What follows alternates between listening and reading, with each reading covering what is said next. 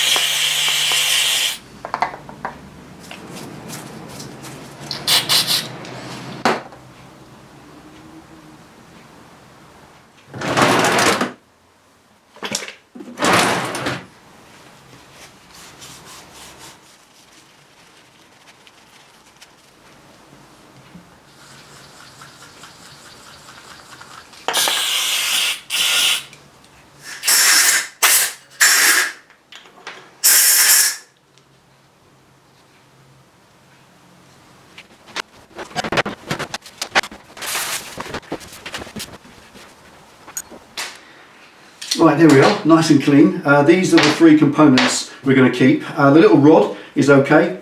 That end of it, which has to stay smooth and shiny and polished, is so, because I've protected it with the tape, and I've got the rust off the rest of it as much as I can. A little bit of vinegar to neutralise the rust, and I'll put a thick layer of grease over that, and that will hopefully stop that from seizing in the future and stop it from seizing in the piston next time as well. Piston's all cleaned up, it's stainless steel, that came up like brand new, that's no issue, but the bore, there's a little bit of a casualty there. I'm going to keep an eye on this. If it weeps or leaks in any way, I'll just get a new one of these. I know the next time it's not necessarily the seal that's leaking. It wasn't leaking before. It's not possibly going to leak now either, but there's a line of corrosion around the inside there. I've polished out the most of it that I can. I've got all of the loose corrosion off it, but I can't go any further. If you start polishing through it, then you're going through the metal itself to make it shiny, but you're also going to make it bigger, and effectively that will then leak. It only needs to be 5 thou bigger, and it will chuck fluid out the side when you pull the clutch in, and that's no good. New one of these probably isn't the world, but at the moment, I don't have to replace it. It wasn't leaking before, and I'm going to trust that it probably won't leak again. It's far cheaper to put a new seal in it than it is to buy a new one of them. So that's going to be, if at all, that will be the only casualty. There we are, 3 parts we're keeping, all cleaned up. We're going to take the seals, lay everything out, lube everything up, and slap it back together.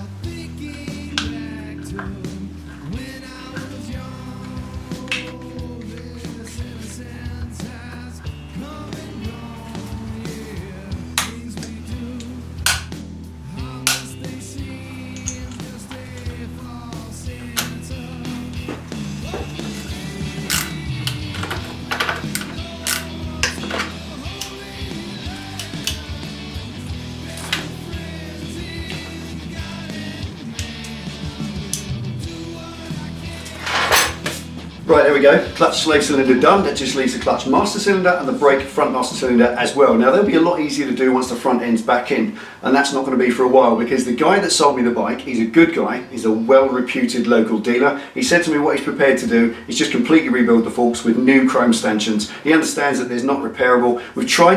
Him and I have tried to find a replacement set of good condition Hayabusa forks on the market, and there are a few out there, but they're mostly generation 2, which means other modifications to make them fit, and they're a lot of money, even for second-hand ones.